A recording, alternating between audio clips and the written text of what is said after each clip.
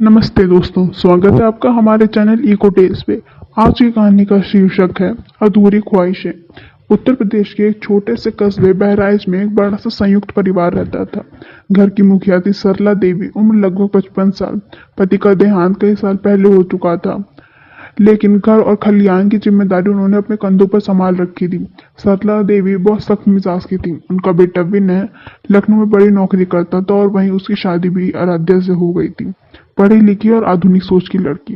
जब आराध्या पहली बार ब्याह कर इस घर में आई तो सरला देवी ने पूरे गांव को दावत दी, ढोल नगाड़ों की धुन से स्वागत किया। पर अंदर ही अंदर सरला देवी को लगता था कि यह लड़की बहुत शहर वाली है। आराध्या भी धीरे धीरे इस परिवार को समझने की कोशिश कर रही थी। सुबह 4 बजे उठकर चूल्हा जलाना, पूरे घर के लिए खाना बनाना, खेत से लौटकर मजदूरों को पानी पिलाना। एक दिन की बात है, सरला देवी चाहती थी कि बहू खेत में उगाए गए गेहूं से रोटियां बनाए, पर आराध्या ने बाजार से लाया आटा इस्तेमाल कर लिया। सरला देवी भड़क गई, अरे बहू, यह क्या बात है? अपने खेतों का अनाज छोड़कर दूसरे का आटा। आराध्या ने धीरे से कहा, माँ जी, वो आटा मशीन से पिसा हुआ जल्दी हो गया और काम भी आसान। बस यहीं से अनबन नींव की शुरू हो गई। विनय बीच बीच में दोनों को समझाने की कोशिश करता, पर अक्सर चुप ही रह जाता। एक बार उसने माँ से कहा, माँ, आराध्या शहर में पढ़ी लिखी है, धीरे धीरे सब सीख लेगी। सीख जाएगी तो ठीक है, वरना यह तो घर तोड़ने में क्यों ही मानेगी। कुछ महीनों के बाद घर में बड़ी घटना पड़ी। विनय एक एक्सीडेंट हो गया और वो कई हफ्तों एक बिस्तर पर पड़ा रहा। इस दौरान आराध्या ने भी अपनी जान लगाकर उसकी सेवा करी, रात रात भर जागकर दवाई देना, पट्टियां बदलना आदि।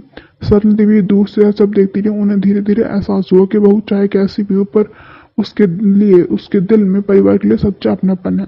एक रात सरला देवी ने पहली बार आराध्या से नरमी से कहा, बहू, तू थक गई होगी, मैं भी तेरे साथ बैठकर देखभाल कर देती हूँ। आराध्या की आंखों में आंसू भर आए। उसने धीरे से माँ जी का हाथ पकड़ लिया। विनय के ठीक होने के बाद घर का माहौल बदल गया। अब सास बहू एक दूसरे से बात करती, साथ खाना बनाती, खेत की पैदावार करती। पर सरला देवी के दिल में एक अधूरी ख्वाहिश थी, काश मेरी बहू मेरी माँ की तरह गले लगाकर कहीं अब यह घर उसका अपना है। वहीं आराध्या भी चाहती थी कि सरला देवी एक दिन खुले से उसे बेटी कहे। एक दिन गांव में बड़ा त्योहार आया। घर के आंगन में झूला डाला गया, पकवान बने, रिश्तेदार इकट्ठा हुए। माँ जी, आज मुझे सच बताना है कि मैं इस घर में आई हूँ तो मुझे यह डर लगता है कि मुझे अब स्वीकार करेंगी या नहीं। पर सब मुझे ऐसा लगता है कि ये मेरी माँ जैसी है। सरला देवी की आंखों में आंसू बहे। उन्होंने कहा, बहू, तूने आज तक मेरी अधूरी ख्वाहिश पूरी किया, अब तो मेरी बेटी है। उस दिन के बाद दोनों के रिश्ते में एक नया मोड़ आया। जहाँ पहले हर बात पर तकरार होती रहती, अब वहीं हंसी ठिठोली होती। आराध्या ने गांव की औरतों को पढ़ने की योजना शुरू करी और बताया।